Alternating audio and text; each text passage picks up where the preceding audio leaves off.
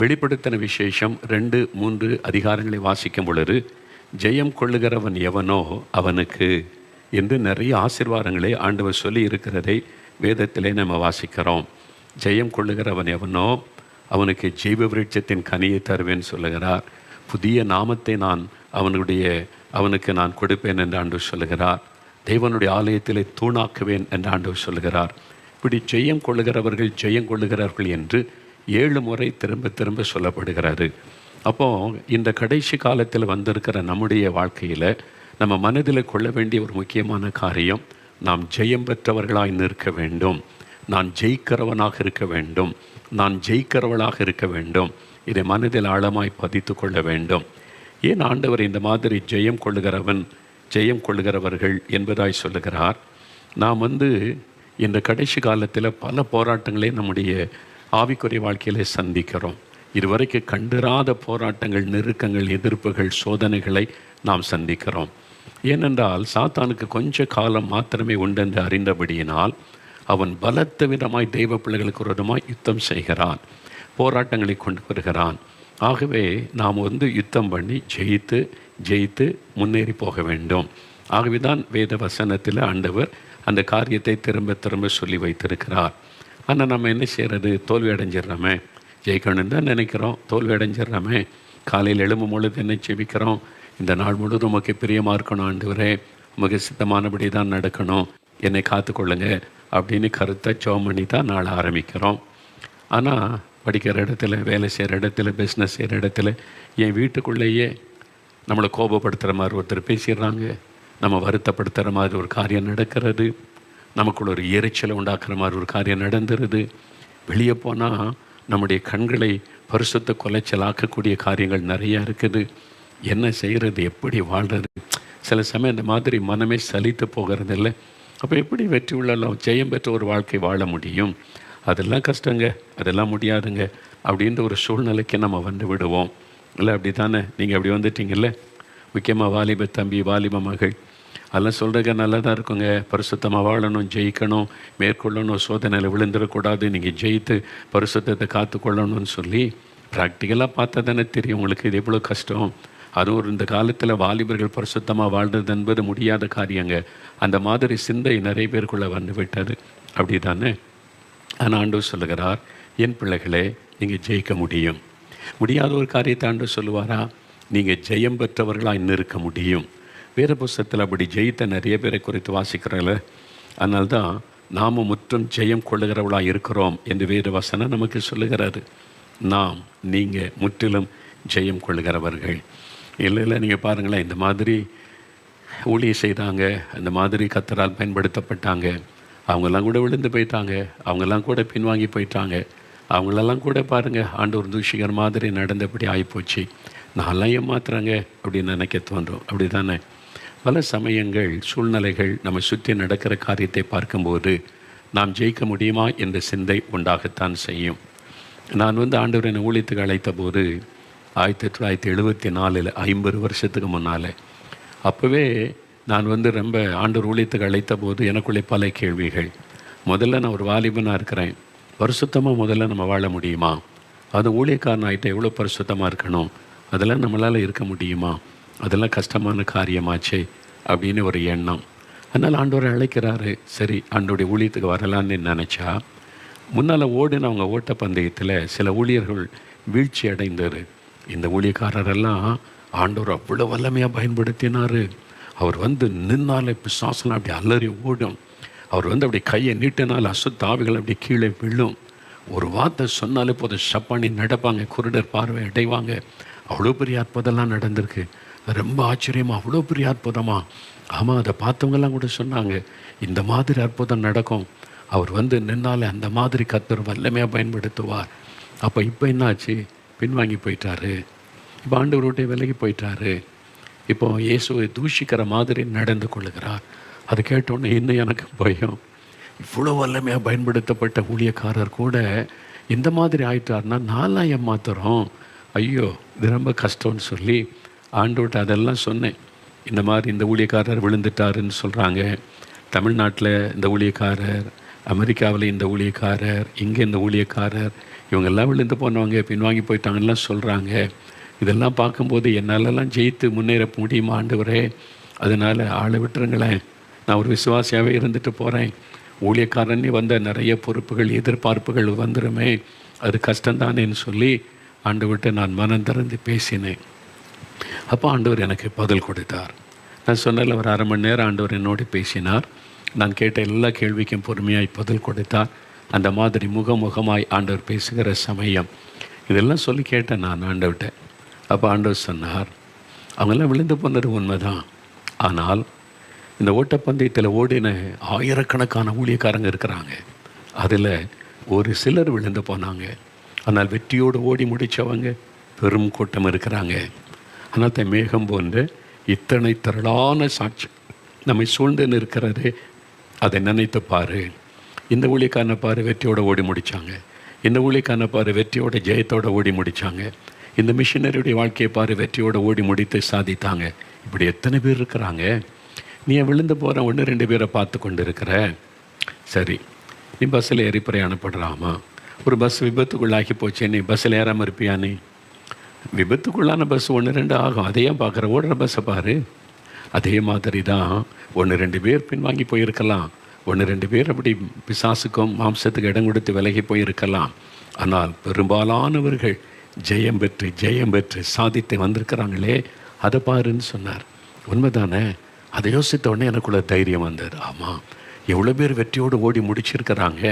அதனால் எனக்கும் ஆண்டவர் கிருபை தருவார். என் பலத்தினால் அல்ல, நீங்கள் என்னை பலப்படுத்தி என்னை செய்கொடுத்து நடத்துவீங்க. அந்த விசுவாசத்தோடு உங்களை விசுவாசித்து நான் வர்றேன். நான் சொன்ன ஆண்டுகிட்ட, என்னை விசுவாசித்து என்னை நம்பி நான் ஊழியத்துக்கு வரல. நான் ரொம்ப பலவீனம் உள்ளவன், குறை உள்ளவன், ரொம்ப சென்சிட்டிவ். யாரும் குறைச்சி பரிகாசம் பண்ணி பேசினாலே டவுன் ஆகிடுவேன் நான். அதனால் இதான் என்னுடைய சுபாவம். என் பலத்தினால் என்னால் சாதிக்க முடியாது, ஓடிலாம் முடிக்க முடியாது. உங்கள் பலத்தை நம்பி நான் வர்றேன், உங்கள் வாக்குத்தத்தத்தை விசுவாசித்து நான் வர்றேன்னு சொன்னேன். ஆண்டவர் சொன்னார், என்னை நம்பி வா, நான் உன்னை கரம் பிடித்து நடத்துவேன், நான் உன்னை கடைசுவரை தாங்கி நடத்துவேன், பயப்படாதேன்னு சொன்னார். அவருடைய கரத்தில் என் கரத்தை நான் ஒப்பு கொடுத்தேன், அவ்வளவுதான். இன்றைக்கு 50 வருஷம் கடந்து விட்டது. சில தோல்விகள், சில வீழ்ச்சிகள், சில ஏமாற்றங்கள், சில நெருக்கங்கள், சில மனசோர்வுகள் எல்லாம் வந்தது உண்மைதான். ஆனால் இன்றைக்கு ஆண்டவர் ஜெயம் கொடுத்து நிலை நிறுத்தி இருக்கிறாரில்ல. எத்தனையோ போராட்டத்தில் 1-2 தோல்விகள், அதிலெல்லாம் 2 வந்துட்டோம். ஆனால் இன்றைக்கி தெய்வ நிலை நிறுத்தி இருக்கிறாரில்ல. உங்களை நிலை நிறுத்துவார், நீங்கள் ஜெயிப்பீங்க. வாலிப தம்பி சோர்ந்து போகாத, வாலிப மகளே சோர்ந்து போகாத. ஐயோ, இவ்வளோ பெரிய போராட்டம் எப்படி ஜெயிக்கிறது நினைக்காத. உனக்கு ஜெயம் கொடுக்க ஆண்டவர் துணைன்னு இருக்கிறார். அவர் சிலுவையிலே வெற்றி சிறந்தார் என்று வேதத்தில் பார்க்குறோம்ல. அவர் எதுக்கு வெற்றி சிறக்கணும்? அவர் தான் வானத்தை பூமி உண்டாக்கின சர்வ வல்லமுள்ள தேவன் ஆகிட்டே. அவர்கிட்டலாம் யார் யுத்தம் பண்ணி ஜெயிக்க முடியும்? அவர் எதுக்கு யுத்தம் பண்ணி ஜெயிக்கணும்? உங்களுக்கும் எனக்கும் ஜெயம் கொடுப்பதற்குத்தான் அவர் ஜெயம் எடுத்தார். அதனால் அந்த ஆண்டவர் இயேசு கூட இருக்கிறதுனால ஒன்றும் பயப்படாதுங்க. நீங்கள் ஜெயத்தோடு கூட முன்னேறி போவீங்க. அப்போ இப்படி வெற்றியோடு கூட ஓடி முடித்த தானியேலை பாருங்கள், ஷாத்ராக் மேஷாக் ஆபேத்நேகோவை பாருங்கள், நீங்கள் யோசேப்பை பாருங்கள், யோசுவாவை பாருங்கள். ஏதோ 1-2 சாலமோன் மாதிரி பின்வாங்கி போன நாட்கள் இருக்கும். சில சமயத்தில் சிம்சன் மாதிரி விழுந்து போனவங்க இருப்பாங்க. ஆனால் அவர் கூட திரும்ப எழும்பிட்டார்ல. ஆண்டவர் எழும்பி ஜெயம் கொடுத்த நடத்திட்டார்ல. அதனால் நீங்கள் இப்போ விழுந்து கிடக்கலாம். சிம்சோனை திரும்ப தூக்கி நிறுத்தின ஆண்டவர் உங்களோடு பேசுகிறார். நீ ஓடலாம், நீ ஜெயிக்கலாம். படுத்து கிடக்காத, அப்படியே இடறிட்ட, அவ்வளோதான், எலும்பு ஓடு, நீ ஜெயிக்க முடியும். முடிவில் நீ வெற்றியோடு போய் நிற்ப. அதுதான் ஆண்டவர் எதிர்பார்ப்பு. இப்போ ஓடிக்கொண்டு இருக்கிற ஓட்ட பந்தயத்தில் இப்போ சில தடங்கல்கள் வரும், கால் இடறி விழ வேண்டியது வரும். சில சமயம் மற்றவங்களுடைய பரிகாசங்கள் சோர்ந்து போக பண்ணும். அதுக்கு மத்தியில் ஓடிக்கிட்டே இருக்கிறோம்ல. பயப்படாதங்க, நீங்கள் ஓடி முடிச்சிடலாம், வெற்றியோடு முடிக்க முடியும். ஆண்டவர் உங்களோடு தான் பேசுகிறார். ஆனால் நாம் ஜெயிப்பதற்கு யார் நம்முடைய எதிராளி, யாரோடு நம்முடைய போராட்டம், இதை நாம் அறிந்து கொள்ள தான் முதலாவது நாம் பார்த்தோம் நம்முடைய மாம்சம், நம்முடைய சரீரம். இந்த மாம்சம், சரீர மாம்சம் தானே, இது நம்மோடு யுத்தம் பண்ணுகிறார். இதை நாம் ஜெயிக்க வேண்டும். அவயவங்களில் போர் செய்கிற இச்சைகள். யாக்கோபு 4:1 சொல்ல முடியும். அவயவங்களில் போர் செய்கிற இச்சைகள். கண்களில் ஒரு இச்சை, மாம்சத்தில் ஒரு இச்சை, நம்முடைய சரீர உறுப்புகளை உண்டாகிற இச்சையான காரியங்கள் நம்மோடு யுத்தம் பண்ணுகிறாரு. நம்மை வீழ்ச்சி அடைய, நம்மை பின்வாங்க பண்ண போராடுகிறாரு. அப்போ முதலாவது நம்முடைய போராட்டம் நம்முடைய மாம்சத்தோடு தான். இதை முதலாவது நம்ம ஜெயிக்கணும். அப்போது இதை நீங்கள் நல்லா அறிந்து கொள்ளணும். எல்லா மனிதருக்குள்ள மாம்சம் இருக்கிறது. நீங்கள் வெளியிலேருந்து வரக்கூடிய எதிராளியாகிய சத்துருவை பிசாசை நீங்கள் பார்த்து கொண்டா இருக்காதுங்க. அது ஒன்று தான். உலகம், மாமிசம், பிசாசு. அதில் முதலாவது எதிரி நம்முடைய மாம்சம்தான். இதை நம்ம ஜெயிக்கணும். அதை ஆண்டவர் விரும்புகிறார். இது எப்படி நம்ம கூட போராடுகிறது?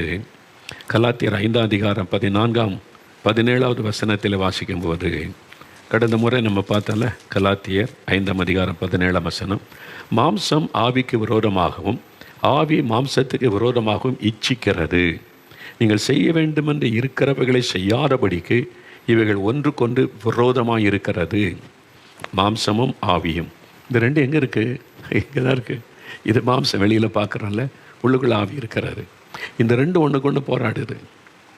மாம்சமும் ஆவியும் போராடுகிறது. அதான் வசனம் சொல்லுங்க, மாம்சம் ஆவிக்கு விரோதமாகவும் ஆவி மாம்சத்துக்கு விரோதமாகவும் இச்சிக்கிறது. அதனால விரோதமான ஒரு போராட்டம் நம்முடைய சரீரத்தில் நடக்கிறது. இதைத்தான் நம்ம புரிந்து கொள்ளணும். நமக்குள்ள இருக்கிற மாம்சம் ஆவிக்கு விரோதமாய் போராடி பண்ணுகிறது. அதனால இந்த மாம்சத்தின் கிரியைகள், ஒர்க்ஸ் ஆஃப் த ஃப்ளஷ், இந்த மாம்சத்தின் கிரியைகள் இருக்குதுல்ல, அதை நம்ம மேற்கொள்ளணும். இந்த மாம்சத்தின் கிரியைகளை குறித்து கலாத்தியர் 5:19 21 வரைக்கும் பாருங்களேன். 262 பக்கம் புதிய ஏற்பாட்டில் 19 21 வரைக்கும் மாம்சத்தின் கிரியைகள் வெளியரங்கமாக இருக்கின்றன.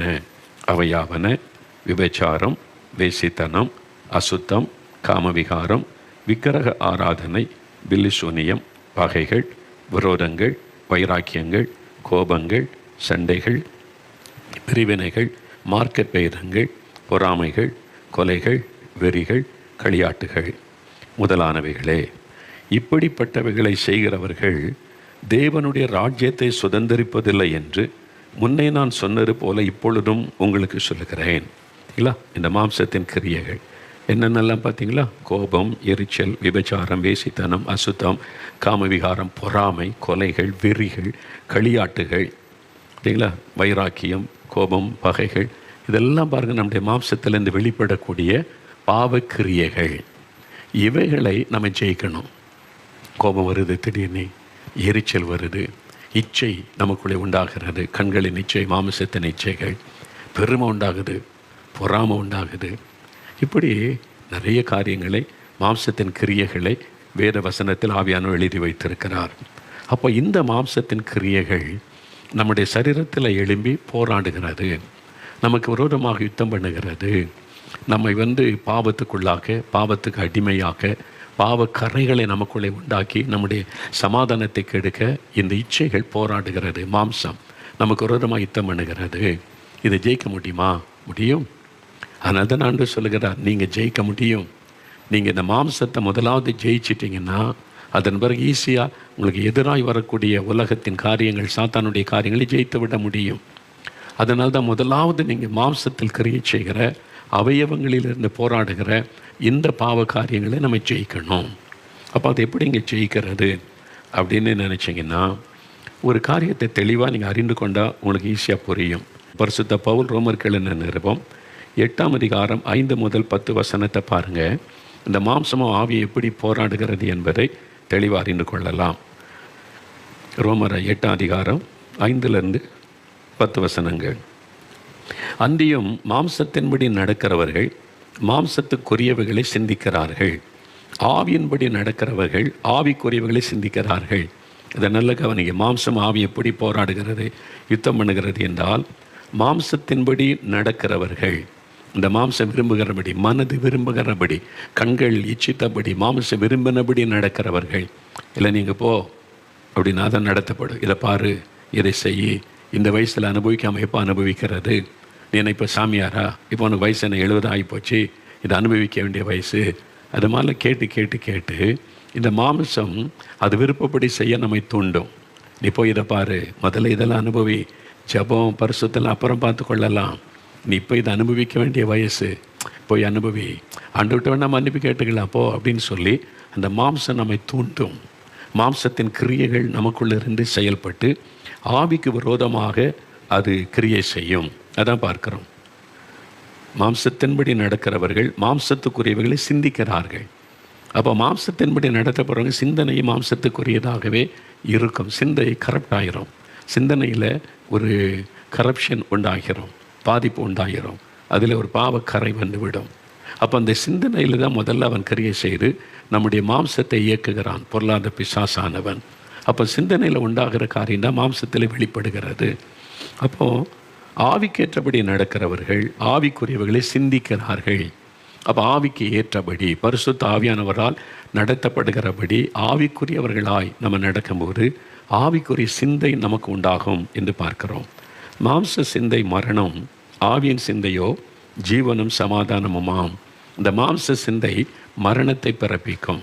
என்ன மரணம்? அப்போ மாம்சத்தில் ஒரு இச்சித்துட்டா செத்து போயிடுவோமா?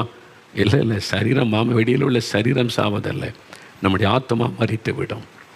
தேவனோடு அப்புறம் தொடர்பு கொள்ள முடியாது, சமாதானமாக இருக்க முடியாது, சந்தோஷமாக இருக்க முடியாது. இந்த ஆத்மா மரித்து விடும். பாவத்தை நிமித்து அது மரித்து விட்டால் அதன் பிறகு தேவனுடைய பிரசனத்தில் களி கூறுவது, மகிழுவது, தேவனோடு பேசுவது, அவருடைய குரலை கேட்பது எந்த அனுபவமும் இல்லாமல் போய்விடும். ஒரு சவம், உயிரில்லாத ஒரு ஆள் இருந்தால் கிள்ளி பார்த்தாலும் உணர்ச்சி இருக்காது, அடித்தாலும் உணர்ச்சி இருக்காது, பேசினாலும் கேட்காது. அப்படி சவம் அப்படி சொல்கிறாங்கல்ல, அதே மாதிரி தான். அப்போ அதே மாதிரி இந்த மாம்ச சிந்தைக்கும் அதுக்கு அடிமைப்பட்டு விட்டால் ஒரு மரணம் நமக்குள்ளே வந்துவிடும், ஆவிக்குரிய மரணம் வந்துவிடும். ஆனால் ஆவியின் சிந்தையோ ஜீவனும் சமாதானமுமாம். நம்முடைய சிந்தை ஆவிக்குரிய சிந்தையாக இருக்க வேண்டும். எப்படி எனில், மாம்ச சிந்தை தேவனுக்கு விரோதமான பகை. அது தேவனுடைய நியாயப்பிரமாணத்திற்கு கீழ்ப்படியாமலும் கீழ்ப்படியக்கூடாமலும் இருக்கிறது. மாம்ச சிந்தை தேவனுக்கு விரோதமான பகை. அப்போ மாம்ச சிந்தையில் செயல்படுறவங்க தேவனுக்கு விரோதிகளாக மாறிடுறாங்க. இப்படி தான் நம்ம ஆண்டவருக்கு சத்துருக்களாய் மாறிவிடுகிறோம். நீங்கள் சொல்லலாம் வேண்டாம், நான் இயேசுவை நேசிக்கிறேன், கடவுளை நேசிக்கிறேன், ஜெகோவா ஆண்டவருக்கு ஸ்தோத்திரம்னு சொல்லலாம். ஆனால் மாம்சத்தின்படி நீங்கள் நடக்கும் பொழுது, மாம்ச சிந்தை உள்ளவர்களாய் காரியங்களை செய்யும்போது அது தேவனுக்கு விரோதமான பகை. அது தேவனுடைய நியாயப்பிரமாணத்திற்கு கீழ்ப்படியக்கூடாமலும் இருக்கிறது. மாம்சத்துக்குட்பட்டவர்கள் தேவனுக்கு பிரியமாக இருக்க மாட்டார்கள். அப்போ மாம்சம் விரும்புகிறதை செஞ்சுக்கிட்டே இருக்கிறவங்க பாருங்கள், அவங்களால தேவனுக்கு பிரியமானதை செய்ய முடியாது. ஏன்னா தேவனும் மாம்சமும் இணைந்து போக முடியாது. தேவன் ஆவியினாலே நம்ம இயக்குகிறவர், தம்முடைய ஆவியை நமக்கு தந்து ஆவியானவராலே வழி நடத்துகிறவர். அப்போ தேவனும் மாம்சமும் இணைந்து போக முடியாது. அதுதான் வேதம் சொல்லுகிறது. மாம்சத்துக்கு உட்பட்டவர்கள் தேவனுக்கு பிரியமாக இருக்க மாட்டார்கள். தேவனுடைய ஆவி உங்களில் வாசமாயிருந்தால் நீங்கள் மாம்சத்திற்கு உட்பட்டவளாய் இராமல் ஆவிக்குட்பட்டவளாய் இருப்பீர்கள். கிறிஸ்துவின் ஆவி இல்லாதவன் அவருடையவன் அல்ல. மேலும் கிறிஸ்து உங்களில் இருந்தால் சரீரமானது பாவத்தின் நிமித்தம் மரித்ததாயும் ஆவியானது நீதி நிமித்தம் ஜீவனுள்ளதாயும் இருக்கும். சரிங்களா? அப்போ அந்த மாம்சம் ஆவி இதை குறித்து தெளிவாக இந்த வசனம் சொல்லுகிறது. நம்முடைய வாழ்க்கையில் இந்த போராட்டம் இருக்குதா? இப்போ இருக்குதில்ல, மாம்சத்துக்கு ஒரு ஆவி போராடுது, ஆவிக்கு ஒரு மாம்சம் போராடுது. மாம்சம் சொல்லுது, நான் சொல்கிறபடி தான் செய்யணும், நான் சொல்கிறபடி தான் விரும்புகிறபடி தான் நடக்கணும், நான் இதெல்லாம் விரும்புகிறேன், இப்படி தான் செய்யணும், நான் இந்த மாதிரி செல்ஃபோன் இந்த காஸ்ட்லியாக வாங்கணும், இதெல்லாம் பார்க்கணும், இதெல்லாம் செய்யணும், எல்லோரும் செய்கிறாங்க, செய்யணும்னு விரும்புகிறேன். ஆண்டவர் சொல்வார், அதெல்லாம் உனக்கு வேண்டியதில்லை, அவசியம் இல்லை, நீ தேவனுடைய சமூகத்தில் காத்திருக்கணும், ஜெபிக்கணும் என்பதாய். அப்போது இந்த மாம்சம் ஒத்துழைக்காது, மாம்சம் போராடும் ஆவிக்கு விரோதமாய். ஏன்னா ரெண்டு வித்தியாசமாக செயல்படுகிற காரியங்கள். அதை தான் நம்ம வேதத்திலே பார்க்கிறோம்.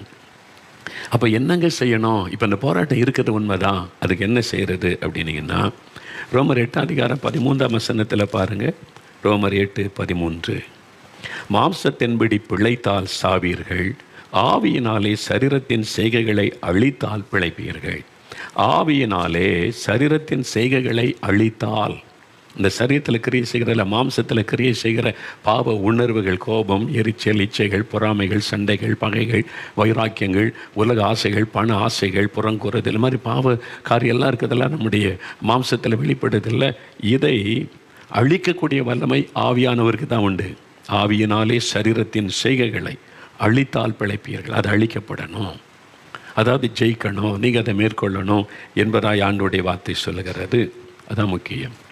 இப்போ ஒரு சமயம் ஒரு வாலிபன், ரொம்ப பக்தி உள்ள ஒரு வாலிபன், ஒரு ஃபேக்ட்ரியில் வேலை செய்கிறவர், ஒரு நாள் என்னை முன்னப்பின்னா எனக்கு பழக்கெல்லாம் கிடையாது, நான் கையில் எங்கே போனாலும் கையில் பைபிளோடு இருக்கிறேன்னா அந்த பைபிளை பார்த்துட்டு ஒரு வாலிப தம்பி வந்து கேட்டான், நீ என்ன செய்கிறீங்க என்பதாய் கேட்டான். நான் சொன்னேன், ஆண்டவருடைய ஊழியம் செய்கிறேன் என்பதாய். அப்படியா? இது வந்து பல வருஷத்துக்கு முன்னால் நடந்தது.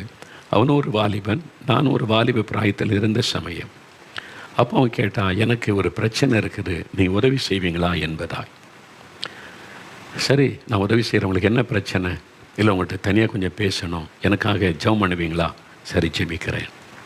வேலைக்கு போய் கொண்டு இருந்த தம்பி வேலையை விட்டு விட்டு என் கூட வந்துட்டார்.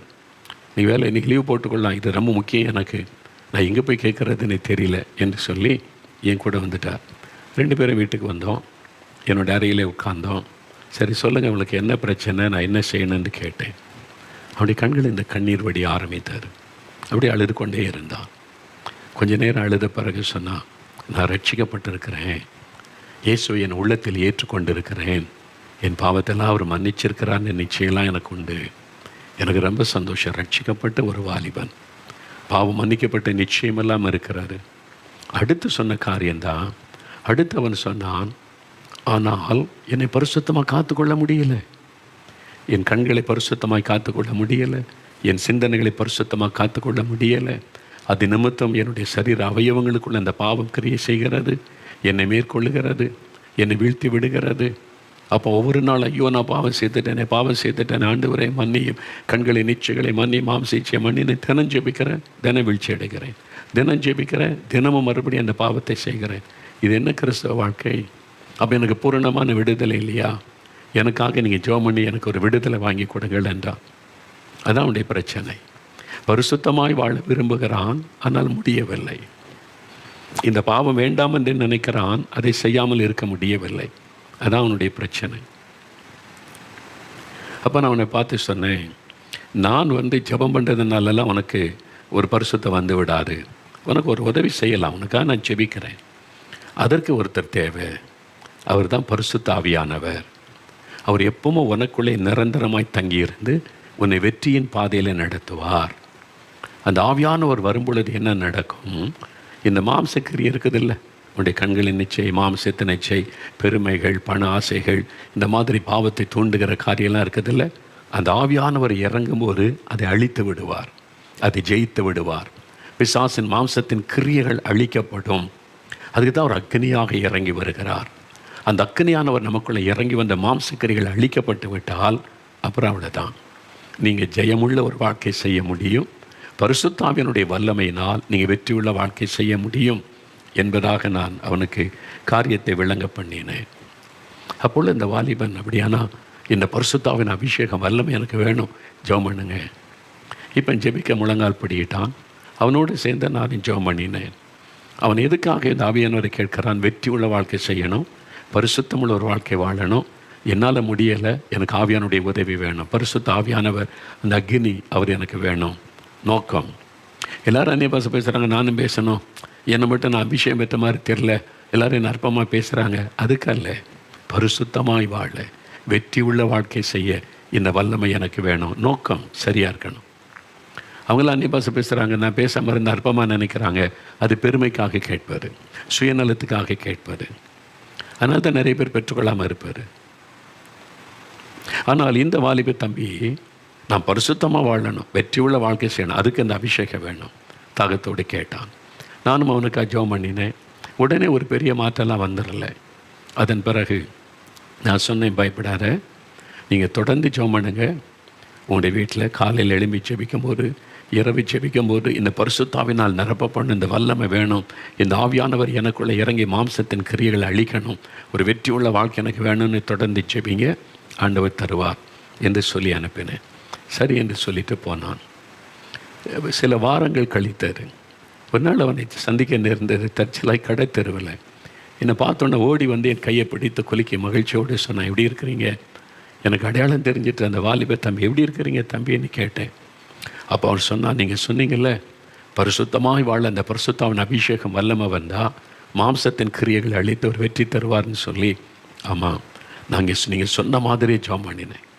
எனக்கு அந்த வல்லமை வேணும், பரிசுத்தமாய் வாழ, நான் ஒரு வெற்றியுள்ள வாழ்க்கை செய்ய எனக்கு அந்த வல்லமை வேணும் அப்படின்னு ஆண்டவர்கிட்ட கேட்டேன். அவ்வளோதான். ஆண்டவர் நான் ரூமில் ஜெபித்து கொண்டு இருக்கும் போது ஒரு வல்லமை என் மேலே வந்து இறங்கினார், ஒரு அக்னி. ஒரு நெருப்பு பற்றி ஒரு போல வல்லமை. அப்பொழுது இந்த பாவ கிரியைகள் அழிக்கப்பட்டு, மாம்சத்தின் கிரியைகள் அழிக்கப்பட்டு, எனக்குள்ள ஒரு நல்ல ஒரு விடுதலை மாற்றத்தை உணர்ந்தேன். ஆவியில் நிரம்பி அந்நிய பாஷையில் ஜெபிக்க ஒரு பெரிய சந்தோஷம் அப்படின்னு சொல்லி சந்தோஷமாய் சொன்னான். சரி, உங்கள்கிட்ட இன்னொரு கேள்வி கேட்கட்டுமா? சொல்லுங்கள். பரிசுத்தாவின் அபிஷேகம் பெற்றுட்டீங்க. இப்போ ஆவியானவர் உங்களுக்குள்ளே இறங்கிட்டார், மாம்சத்தின் கிரியை அழிச்சிட்டாரு.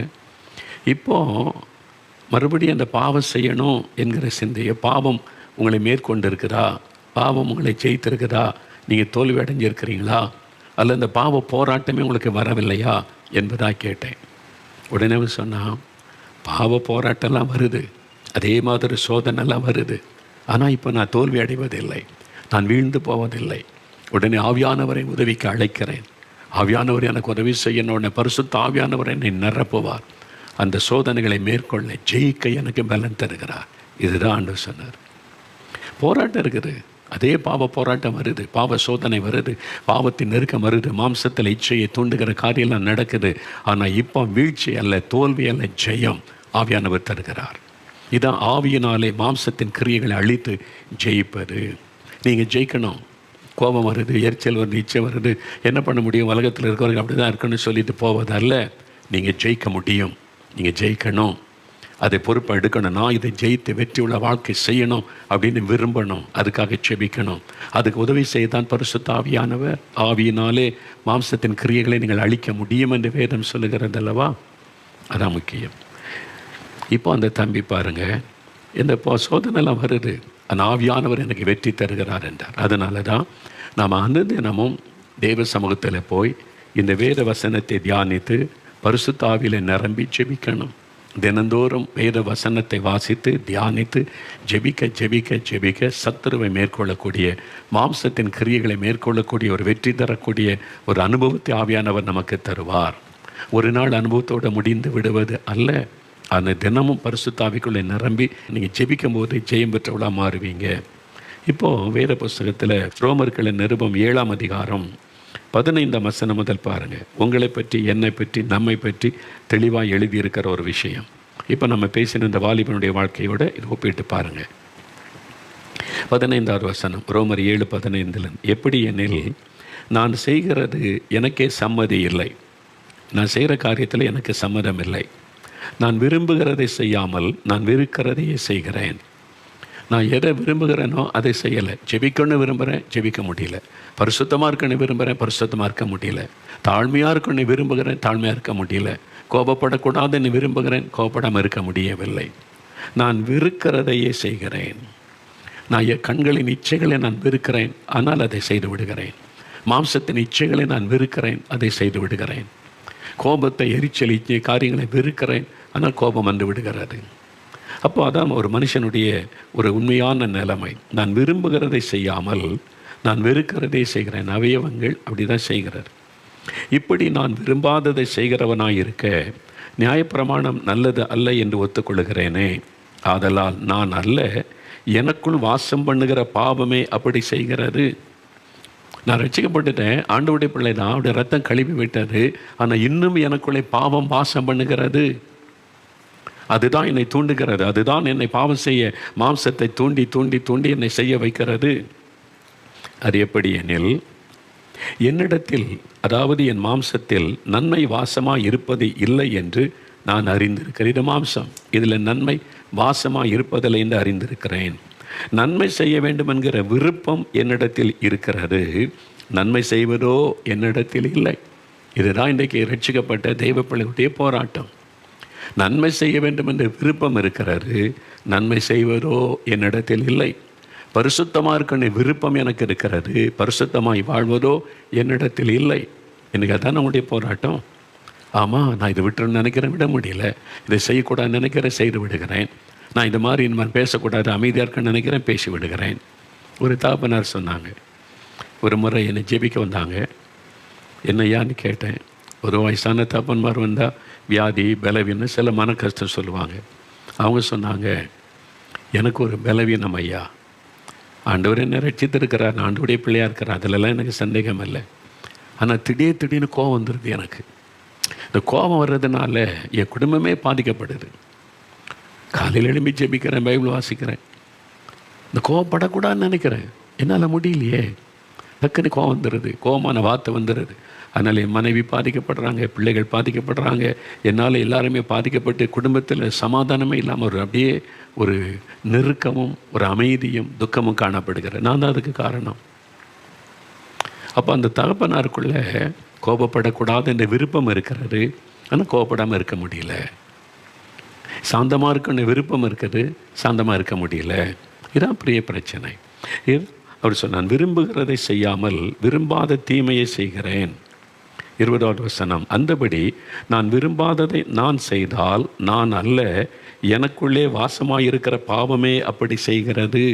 என் மாம்சத்துக்குள்ள பாவம் வாசம் பண்ணுகிறது, அதுதான் அப்படி செய்கிறது என்பதாய் சொல்லுகிறார். ஆனபடியால் நன்மை செய்ய விரும்புகிற என்னிடத்தில் தீமை உண்டென்கிற ஒரு பிரமாணத்தை காண்கிறேன். பரிசுத்தமாக வாழணும், நன்மை செய்யணும்னு நினைக்கிறேன், ஆனால் தீமை செய்யணும், பாவம் என்கிற ஒரு பிரமாணம் எனக்குள் இருப்பதை நான் காண்கிறேன்.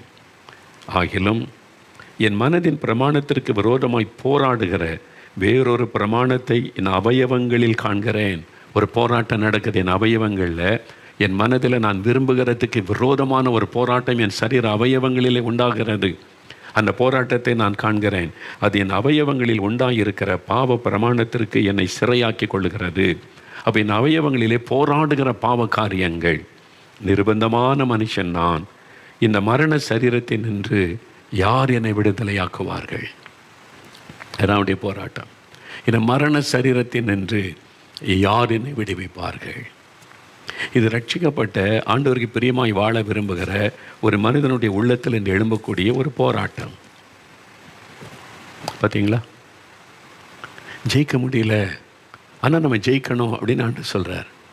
போராட்டம் இருக்கும், மாம்சம் போராட்டம், ஆவிக்கு விரோதமாக உன் சொந்த சரீரமே போராட்டம். உன்னை பாவத்துக்குள்ளாக்க, உன்னை வந்து கரைப்படுத்த, அந்த பாவ ஆசை உனக்குள்ளே தூண்டி செய்ய வைக்க போராடும். நீ ஜெயிக்கணும், ஜெயம் பெற்றவளாக இருக்கணும். அதுதான். அப்போ நிர்பந்தமான மனுஷன் நான்.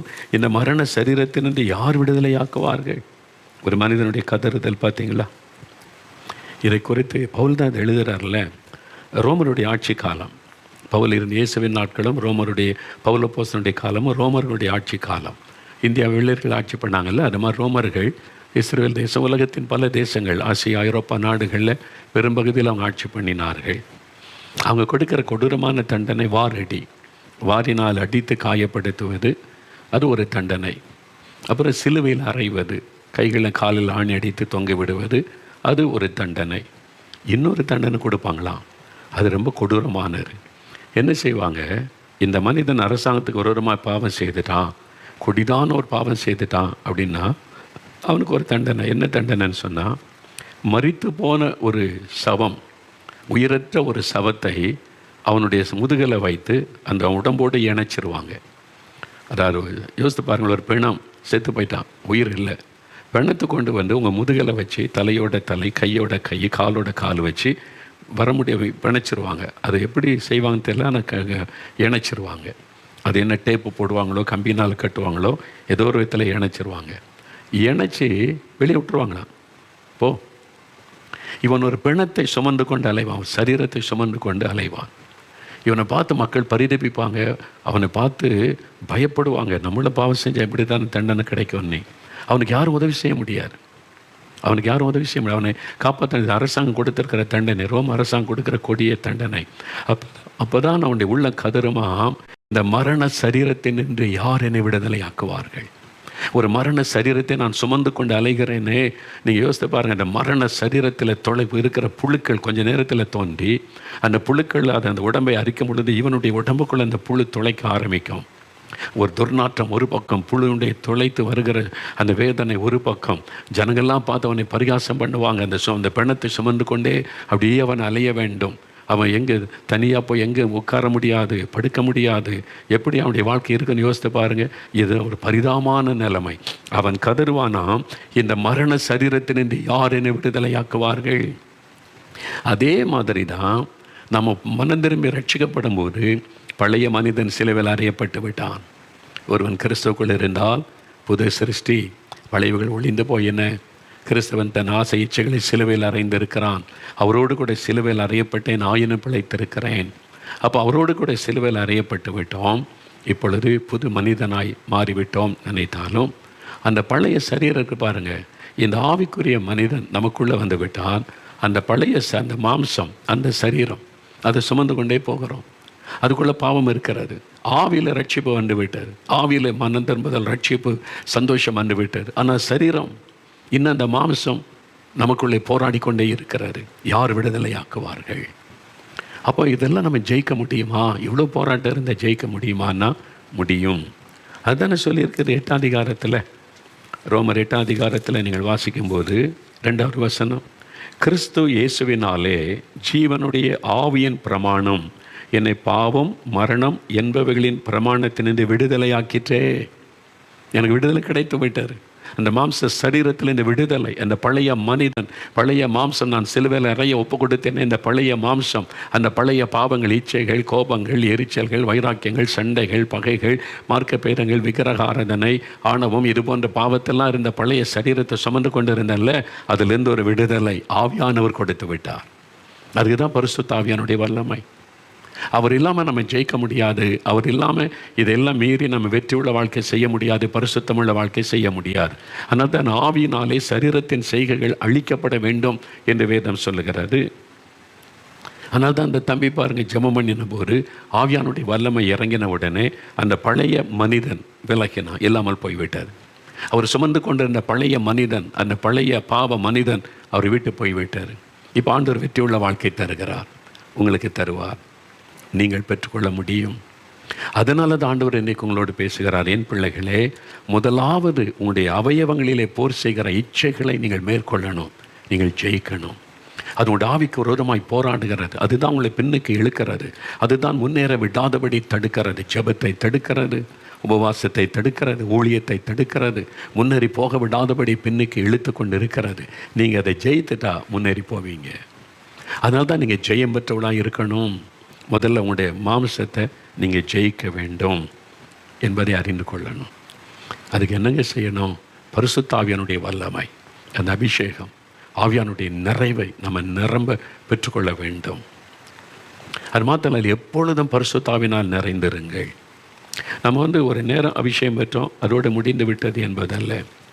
ஆல்வேஸ், எப்பொழுதும் பரிசுத்த ஆவியினால் நிறைந்திருக்கணும். எபேசியர் 5ஆம் அதிகாரம் 18வது வசனம் பாருங்கள். எபேசியர் 5:18, துன்மார்க்கத்துக்கு ஏதுவான மதுபான வெறி கொள்ளாமல் ஆவியினாலே நிறைந்து, filled with the Holy Spirit always. அப்போ அந்த வசனத்தை கவனிங்க. துன்மார்க்கத்துக்கு ஏதுவான மதுபான வெறி கொள்ளாமல். மதுபானம் குடிக்கிறவங்க எப்பவும் போதையிலே இருப்பாங்க பார்த்தீங்களா? அப்படியே அந்த மதுபானம் போதையிலே வச்சுருக்கவங்கள, போதை இருந்துக்கிட்டே இருக்காங்களே, என்ன பேசுகிறோம் என்ன நடக்குதுன்னு தெரியாது. அந்த மாதிரி அப்போது அந்த மாதிரி போதைக்கு இடம் கொடுக்காதுங்க, அது உங்களை பாழாக்கி விடும். அதுக்கு பதிலாக ஆவியினாலே நிறைந்திருங்கள். நான் அதை யோசித்து பார்த்தேன். பரிசுத்த ஆவியினுடைய நிறைவையும் இந்த மாதிரி மதுபானத்தில் போதையில் இருக்கிறதையும் ஒப்பிட்டு ஆண்டவர் பேசியிருக்கிறாரு. இதில் அப்படி என்ன விஷயம் என்றால், நம்ம ஊருக்கு தான் கரெக்டு. நம்ம ஊர் ஆள் பார்த்திங்களா, காலையில் எழும்பணுன்னா முதல்ல சாரை கடையில் போய் குடிச்சிருவாங்க சிலர். அப்புறம் 11 மணிக்கு ஒரு முறை குடிப்பாங்க, மத்தியானத்தில் ஒரு முறை, சாயங்காலம் ஒரு முறை. ஒரு காலத்தில் சாயங்காலம் வேலை முடிஞ்சு உடம்பு வலிக்குதுன்னு கொஞ்சம் குடிப்பாங்க. இப்போ அவள் காலையிலேருந்து ஆரம்பித்தா ராத்திரி வரைக்கும். ஏங்க அப்படி பண்ணுறேன், இந்த மாதிரி பண்ணுறீங்க அப்படின்னு கேட்டால், அது கிக்கு இறங்கிட்டல, இந்த போதை இறங்கின உடனே கை காலெலாம் நடுங்கிறோம். எப்பவும் அந்த கிக்கிலே இருக்கணும், போதையிலே இருக்கணும், அப்போ தான் சரீரம் சரியாக செயல்படும் அப்படி சொல்லுவாங்க. பார்த்துருக்கீங்களா? அந்த மதுபான போதை இறங்கிடக்கூடாது, எப்பவும் அந்த போதையிலே இருக்கணும், ஃபுல் போதையில். அப்போ தான் ஸ்டெடியாக நிற்க முடியலைன்னு கை கால் அசந்துரும், என்னால் முடியாதுன்னு சொல்லுவாங்க. அதே மாதிரி தான் எப்பொழுதும் பரிசுத்த ஆவியானுடைய அந்த நிறைவு, எப்பொழுதும் காலையில் மத்தியானம் மாலையில் ராத்திரியில் எப்பவும், அதுக்கு அப்பப்போ போய் நீங்கள் போய் முழங்கால் போட்டு ஜபரையில் ஜெபிக்கணுமா? இல்லை. நீங்கள் எப்பொழுதும் பரிசுத்த ஆவியில் நிறைந்தவளாக வேலை செய்யும்போதும் நடக்கும்போதும் வெளியில் போகும்போதும் வரும்பொழுது எப்பொழுதும் அந்த பரிசுத்த ஆவிக்குள்ளே நிறைந்து ஆண்டவரை அந்நிய பாஷையில் துதித்து கொண்டே இருக்க அந்த ஆவியானுடைய அக்னி உங்களுக்குள்ளே கொழுந்து விட்டு எரிந்து கொண்டே இருக்கும், பலன் உண்டாக்கி கொண்டே இருக்குமா? அப்போ எப்பவும் நீங்கள் ஜெயிக்கிறவளாக இருப்பீங்க. சாத்தான் எந்த பாவ குப்பையை கொண்டு வந்தாலும், பாவ போராட்டத்தை கொண்டு வந்தாலும், வேலை செய்கிற இடத்துல, படிக்கிற இடத்துல, அங்கே இங்கே எங்கே கண்களுக்கு முன்னால் இச்சையான காரியத்தை கொண்டு வந்தாலும் ஈஸியாக மேற்கொண்டு போய்கிட்டே இருப்பீங்க. அது உங்களை ஜெயிக்க முடியாது, நீங்கள் அதை ஜெயிப்பீங்க. அதுக்கு தான் எப்பொழுது அந்த பரிசுத்தாவினால் நிறைந்திருப்பார். ஆவியானவராலே அந்த மாம்சத்தின் கிரியைகள் அழிக்கப்பட வேண்டும். அதுக்கு உங்களை அர்ப்பணித்துக் கொள்ளணும். ஆண்டவரே, நான் ஜெயிக்கணும். என் சரீர அவயவங்களை கிரியை செய்கிற இந்த பாவ இச்சைகளை நான் ஜெயிக்கணும். நான் எப்பொழுதும் ஜெயம் பெற்றவனாக இருக்கணும். ஆண்டவரிடத்தில் அப்படி உண்மையாக நீங்கள் கேட்டிங்கன்னா ஜெயிக்க முடியும். ஆண்டவர் அந்த வல்லமை உங்களுக்கு தர முடியும். 1ஆம் நூற்றாண்டிலே ஒரு பக்தன் இருந்தார். அகஸ்டீன் என்று சொல்லக்கூடிய ஒரு மனிதனுடைய தாயார் நல்ல ஜெபிக்கிறவங்க. ஆண்டவரை பற்றி சொன்னாங்க. ஆனால் இவர் வாலிப வயசில் மனம் போல அலைஞ்சார். எல்லா பாவமும் உண்டு, குடி, எல்லா விதமான உலக பாவங்கள் தான் உண்டு. இஷ்டப்படி வாழ்ந்தார்.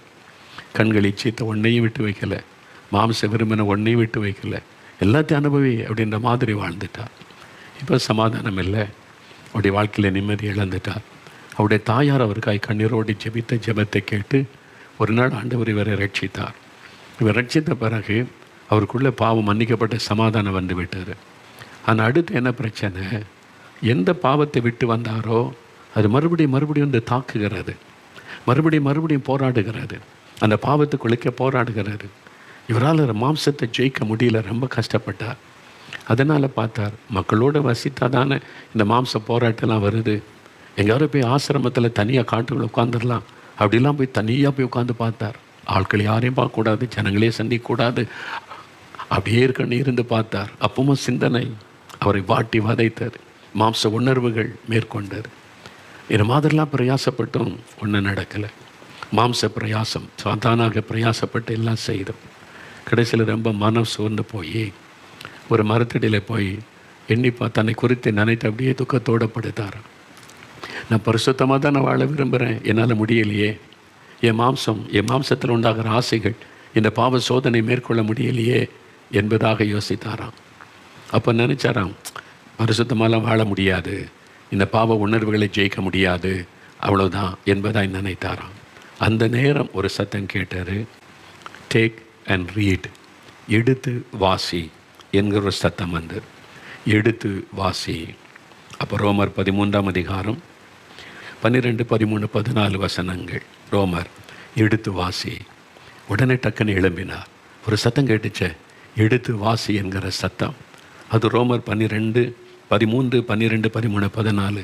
நேர வீட்டுக்கு ஓடினார், தன்னுடைய அறைக்கு ஓடினார், வேதத்தை திறந்தார், எடுத்து வாசித்தார். என்ன சொல்கிறது? ரோமர் 13, 12, 13, 14. இரவு சென்று போயிற்று, பகல் சமீபமாயிற்று, ஆகையால் அந்தகாரத்தின் கிரியைகளை நாம் தள்ளிவிட்டு ஒளியின் ஆயுதங்களை தரித்து கொள்ள கடவோம். களியாட்டும், வெறியும், வேசித்தனமும், காமவிகாரமும், வாக்குவாதமும், பொறாமையும் உள்ளவர்களாய் நடவாமல் பகலிலே நடக்கிறவர்கள் போல சீராய் நடக்க கடவோம். துர் இச்சைகளுக்கு இடமாக உடலை பேணாமல் இருந்து கர்த்தராகிய இயேசு கிறிஸ்துவை தரித்து கொள்ளுங்கள். கர்த்தராகிய இயேசு கிறிஸ்துவை தரித்து கொள்ளுங்கள். அந்த வார்த்தை அவருடைய உள்ளத்தை தொட்டார். இயேசு கிறிஸ்துவை தரித்து கொள்ளுங்கள். பாருங்கள், தரித்து கொள்ளன்னு சொல்ல, இந்த ட்ரெஸ்ஸை அணிஞ்சிக்க, இந்த உடையை தரித்துக்கொள், அந்த உடையை அணிந்து கொள்வதுதான் தரித்துக்கொள். இந்த உடையை தரித்துக்கொள்னு சொல்லுவாங்கள்ல. இயேசு கிறிஸ்துவை தரித்து கொள்ளுங்களேன், இயேசுவை அணிந்து கொள்ளுங்க. இயேசு கிறிஸ்து ஒரு ட்ரெஸ்ஸை போல இயேசுவை உடுத்தி கொள்ளுங்கள் என்பதாக. துர் இச்சைகளுக்கு இடமாக உடலை பேணாமல் இருந்து கர்த்தராகிய இயேசு கிறிஸ்துவை தரித்து கொள்ளுங்கள். அப்போ நீங்கள் ஜெயிக்க முடியும் என்பதான வார்த்தை வெளிப்பட்டார். உடனே அவர் ஆண்டோடைய பாத்தல் விழுந்து, இயேசுவே உம்மை நான் தரித்து கொள்ளுகிறேன். என் வாழ்க்கை முழுவதும் நீங்கள் தான். என் கண்கள், சிந்தனைகள், எண்ணங்கள், பார்வை, பேச்சு, என் கைகள், கால்கள் எல்லாம் இயேசு இயேசு இயேசுக்காக நீர் என்னை முழுமையாக ஆட்கொள்ளணும். அப்போ பரிசுத்த ஆவியானவர் அவரை முழுமையாய் ஆட்கொண்டார். அந்த ஆவியானவர் நமக்குள்ளே வரும் பொழுதுதான் இயேசுவே நம்மை வந்து நிரப்புவதை உணர முடியும். அந்த நிரப்புதல் வந்த உடனே ஒரு பெரிய மாற்றம், ஜெயமுள்ள ஒரு வாழ்க்கை, பாவத்தை மேற்கொள்ளுகிற ஒரு வாழ்க்கை அவரை குறித்து சொல்லப்படுகிறார். இவ்வளவு போராட்டத்தில் இருந்தவர் பிற்காலத்தில் செயின்ட் அகஸ்டீன் என்று அழைக்கப்படக்கூடிய அளவிற்கு ஒரு பரிசுத்தமுள்ள ஒரு வாழ்க்கை வாழ்ந்தார். அவரோடு அவர் மனமாறினது தெரியாத, அவரோட பழக்கமுள்ள முந்தின அந்த பெண்கள் ரோட்டில் பார்த்து அகஸ்டீன்னு கூப்பிட்டாங்க. காது கேளாத ஒரு போர் போனார். அந்த பெண் வந்து கூப்பிட்டாள், அகஸ்டீன் என்னை மறந்துட்டியா, நம்ம ஒன்றா இருந்ததெல்லாம் மறந்துட்டியான்னு கேட்டா. இல்லை மறந்துட்டேன், எனக்கு தெரியல, என்ன சொல்கிற அப்படின்னு கேட்டேன். அது பழைய அகஸ்டீன், அவன் மரித்து சில வருடங்கள் ஆகிவிட்டது. இப்பொழுது நான் புதிய அகஸ்டீன். இது இயேசு எனக்குள் இப்பொழுது இயேசு இருக்கிறார், அவரை அணிந்து கொண்டிருக்கிறேன். என்பது இப்பொழுது அந்த எண்ணமும் இல்லை, சிந்தையும் இல்லை, அதை குறித்த நோக்கமும் இல்லை என்று சொல்லிவிட்டார். பெரிய மாற்றம் உங்கள் வாழ்க்கையில் நடக்கும். இன்றைக்கு ஆண்டவரே, இந்த மாம்சத்தின் கிரியைகளை ஜெயிக்க பரிசுத்த ஆவியானவர் எனக்குள் இறங்கணும்.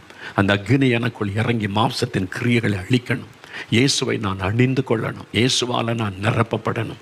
என் பார்வை இயேசுவின் பார்வையாக மாறணும். என் சிந்தனை இயேசுவின் சிந்தையாக மாறணும். என்னுடைய நாவு இயேசுவின் நாவாய் மாறணும். என் அவயவங்கள் இயேசுவின் அவயவங்களாக மாறணும். என் ஒப்பு கொடுக்கிறேன், ஆவியானவர் இப்படி ஆட்கொள்ளட்டுன்னு அந்த ஆவியானவர் ஆட்கொண்டு விட்டால் அவ்வளோதான், மாம்ச கிரியைகள் அழிக்கப்படும். நீங்கள் வெற்றி உள்ள ஒரு வாழ்க்கை இன்று முதல் வாழுவீங்க. இப்போ அதற்காக ஜெபிக்க போகிறோம். விசுவாசிக்கிறீங்களா? விசுவாசத்தோடு இப்போ என் கூட சேர்ந்து ஜெபிக்கிறீங்களா? ஆண்டவரே, நானும் பாவத்தை ஜெயிக்கணும். என்னை மேற்கொள்ளுகிற இந்த பாவம், என் சரீரத்தை மேற்கொண்டு மாம்ச இச்சையை தூண்டி என்னை ஜெயிக்கிற இந்த பாவங்களை நான் ஜெயிக்கணும். இந்த மாம்சத்தின் இச்சைகளை நான் ஜெயிக்கணும். ஆண்டவரே, நான் வெற்றி உள்ள ஒரு கிறிஸ்தவனாய் வாழணும். இப்போ அதற்கு முன்னாடி அபிஷேகம், வல்லமை எனக்கு வேணும். இப்போ நீங்கள் ஜெபம் பண்ணுங்க. அந்த ஆவியானுடைய வல்லமை உங்களை நிரப்ப போகிறது, ஜெயம் உள்ளவர்களாய் மாற்ற போகிறது. அப்படியே ஜெபம் பண்ணுங்க. கண்களை மூடி ஜெபிங்க. முடிந்தால் முழங்கால் படியிட்டு கொள்ளுங்க. சில நிமிட நேரம் நான் கருத்தாக ஜெபம் பண்ணுங்க. வாயை திறந்த ஆண்டவரே, நான் முற்றிலும் ஜெயம் கொள்ளுகிறவனாய் இருக்க வேண்டும். இந்த மாம்சத்தின் செயல்களை, கிரியைகளை நான் ஜெயிக்க வேண்டும்.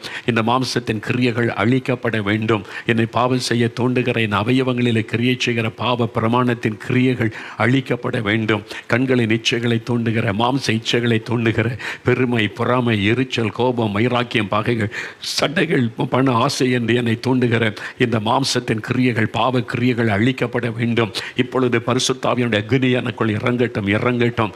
ஜெபம் பண்ணு மகனே, ஜெபம் பண்ணு மகளே, வாலிப தம்பி ஜெபம் பண்ணு, வாலிப மகளே ஜெபம் பண்ணு. இப்பொழுது ஜெயம் கொடுக்கிற ஆவியானவர் உங்கள் மேலே இறங்கி கொண்டிருக்கிறார். நீங்கள் ஜெயிக்கிறவர்கள், இன்று முதல் ஜெயத்தை பார்க்கிறவர்கள், இன்று முதல் வெற்றிகளை காண்கிறவர்கள்.